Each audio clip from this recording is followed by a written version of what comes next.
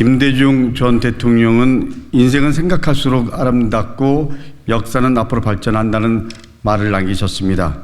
그런데 국민의힘 공천을 보면 역사가 거꾸로 가는 것처럼 보입니다.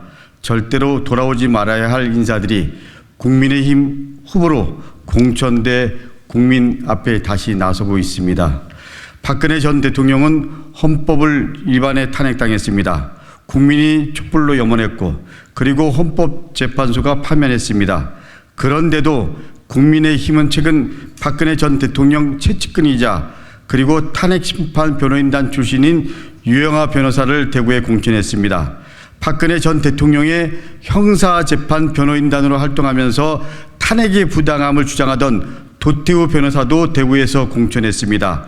단순한 올드보이 부활을 넘어서 대한민국 헌법을 부정하는 세력의 부활입니다. 이뿐만이 아닙니다. 대통령이 범죄자를 사면하고 그리고 범죄자는 곧이어 국민의힘 후보로 공천받는 그야말로 김태우 강서구청장 후보 시즌2가 다시 벌어지고 있습니다. 이명박 정부 시절 경찰을 여론에 조작하는 데 동원하고 그래서 유죄를 받은 서천호 전 국가정보원 차장과 그리고 경찰 댓글 공작팀을 운영해서 유죄 판정을 받은 정영선 전 경기경찰청장 역시 최근 사면을 받고 국민의힘 공천을 받았습니다. 범죄자 소환의 결말이 어땠는지 국민 모두 알고 있습니다. 아니 국민의힘도 알고 있을 겁니다. 아니 윤석열 대통령도 알고 있을 겁니다. 그런데도 강서구청장 보궐선거의 교훈을 윤석열 정권과 국민의힘은 외면하고 모른 척하고 있습니다. 한동훈 국민의힘 비대위원장은 이것을 알고 있는지 묻고 싶습니다. 국민을 얼마나 우습게 알면 이런 일을 또다시 반복하는지 다시 한번 묻습니다. 이번 총선의 의미가 더욱 명확해졌습니다.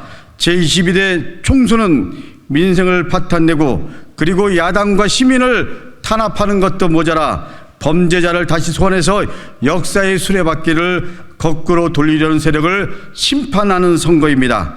국민의 엄중한 심판이 필요합니다. 그리고 국민은 이제 역사를 되돌리려는 세력을 심판할 준비를 돌리려는 세력과 맞서 싸우려는 그 마음으로 4월 10일을 준비하고 있습니다. 역사는 앞으로 발전해야 합니다. 역사는 결코 뒤로 물러서지 않는다라는 것을 총선 그날 국민의힘 그리고 대통령은 뼈저리게 느낄 것입니다. 민주주의 정면 도전, 국민의힘 공천을 규탄한다. 국정농단, 헌법유린, 수사방해, 부정부패 등 이번 공천은 막가파 공천입니다.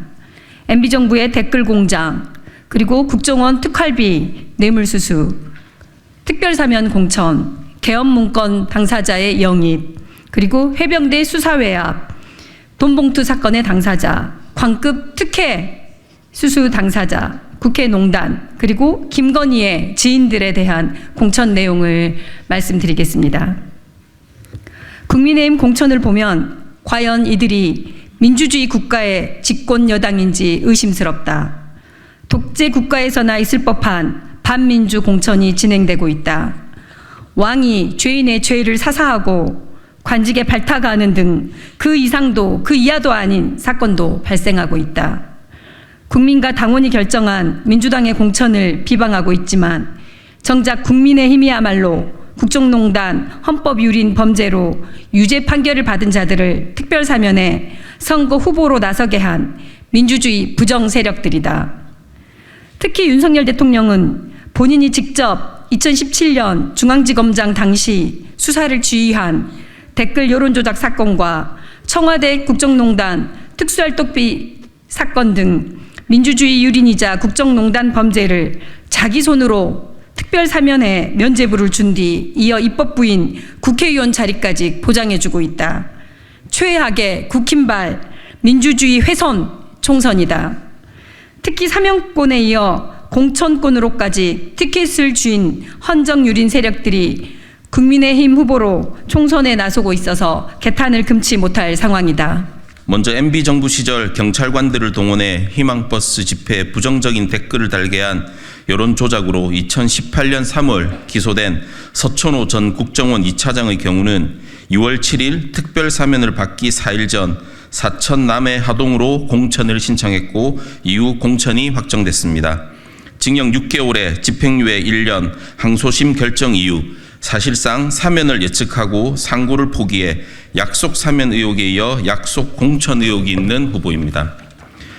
정용선 전 경기청장의 경우에도 MB정부 경찰동원 불법 여론조작으로 2심까지 유죄가 확정됐으나 상고를 포기하고 2023년 8.15 광복절 특별사면된 후 이번 총선 후보로 단수 공천됐습니다. 또 MB정부 청와대 이명박 핵심 측근인 김진모 민정비서관의 경우는 국정원 특수활동비 뇌물수수 혐의로 대법원 확정 판결을 받았음에도 2023년 신년 특별사면에 청주 서원구에 공천을 받았습니다. 서천호, 정용선, 김진모 후보 모두 윤석열 중앙지검장과 한동훈 3차장 시절 수사와 기소를 한 뒤 윤석열 대통령 특별사면에 한동훈 비대위원장 공천으로 공정과 상식, 법치를 형해하고 대한민국의 민주주의를 무너뜨리는 막하파식 공천인 것입니다. 박근혜 탄핵 당시 촛불 시민들에 대해 기각될 경우 소요 사태 발생 대비 진압 논의, 청와대 시위 집회 대비 계획 문건의 구홍모 전 수도방위 사령관을 국민의힘 인재로 영입해 비례대표로 출마시킬 계획입니다. 또 박근혜 최측근으로 국민 탄핵을 부정한 유형아 변호사를 대구 달서갑에 단수 공천했고 탄핵이 부당하다며 탄핵 무효투쟁은 물론 5.18 북한군 개입설과 부정개표를 주장한 도태우 변호사를 대구 동남구에 공천했습니다. 국민의힘에서도 인정한 민주적 절차에 의한 탄핵을 부정하고 시민들의 자발적 촛불 집회를 무력으로 진압하려 한 탄핵 반대 세력들에게 꽃길을 내준 것입니다. 윤석열 대통령과 한동훈은 국정농단 수사 책임자들로 명백한 자기부정 공천이자 국민의 명령이자 헌재의 탄핵, 민주주의 결정에 반하는 막장 공천입니다. 고 최수병 상병 진상규명 관련 공수처에서 수사 중인 혐의자들까지 국힘에서 공천했습니다. 해병대 수사 외압 대상자들로 수사 중인 신범철 전 국방부 차관은 천안갑에 단수 공천됐고 임종득 국가안보실 2차장은 경북 영주 영양 봉화에 단수 공천됐습니다. 신범철 전 국방부 차관의 경우는 김계환 사령관한테 혐의 사실과 제명을 빼달라는 등 3번의 전화로 압력한 혐의를 받고 있고 임종득 2차장의 경우도 경찰로 이첩 후 사건 회수와 관련 김계환 사령관한테 2차례 통화했고 수사 과정에서 통화 기록이 삭제된 내용이 언론에 공개된 인물입니다. 해병대 사건의 핵심 이장섭 국방부 장관은 해외인 호주 대사로 빼돌리고 공범 혐의자들인 차관과 안보실 2차장은 국회의원 공천으로 사실상 대놓고 수사방해와 범죄 혐의자 영전의 꽃길을 깔아주고 있어서 누가 지시한 건지 손바닥으로 하늘을 가리는 형태입니다. 김건희 일가 특혜 논란의 핵심인 양평 고속도로 조작에 대해서 백지화를 선언한 이후 갖은 거짓말로 국민을 기만한 원희룡 전 국토부 장관은 정치 생명을 걸겠다고 선언하고도 책임지지 않은 채 인천 계양으로 단수 공천됐다. 또 양평고속도로 조작의 핵심 인물인 김성교 전 의원도 회계 책임자의 불법 후원금으로 의원직이 상실됐음에도 제2의 김태우처럼 특별사면돼 다시 여주 양평 지역으로 공천됐다. 성일정 의원의 경우 1번 국회의원 후보인지 이토히로 부미가 인재를 육성한 설레라고 한 친일 역사관 후보로 충남 태안 서산 단수 공천받았다. 조선 침략가 강점의 원흉이자 동아시아를 전쟁에 참화로 끌고 간 역사적 죄인을 인재라고 축혀 세운 극우주의 인식인 것이다. 인천 연수갑의 정승현 후보도 2021년 펴낸 일본 동행과 극복 저서를 통해 한국 국민들의 반일 감정을 피해의식과 열등의식으로 표현해 역사관에 논란을 일으키고 있는 후보이다.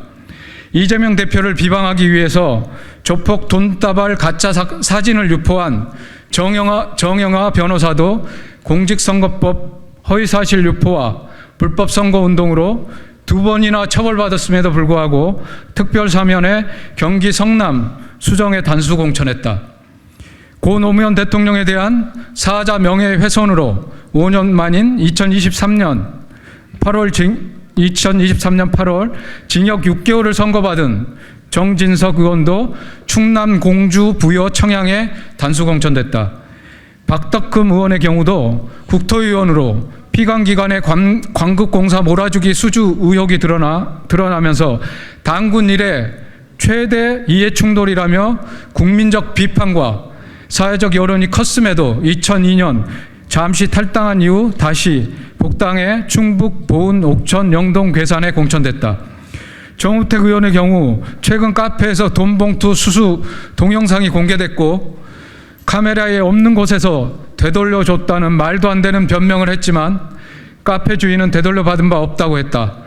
과일 박스에 돈을 넣어줬다는 카톡 대화가 추가로 공개되는 등 당장 수사 대상임에도 충북 청주시 상당구에 공천됐다. 나경원 전 의원의 경우 의회 민주주의 농단으로 2019년 4월 공수처 설치 패스트트랙을 반대하기 위해 원내대표로 의원들과 당직자들을 동원해 국회를 점검해 회의를 방해하고 민주당 의원들 감시와 법안 접수방해, 의원 감금 등을 주도해 현재 재판이 진행 중임에도 불구하고 서울 동작을에 단수 공천됐다.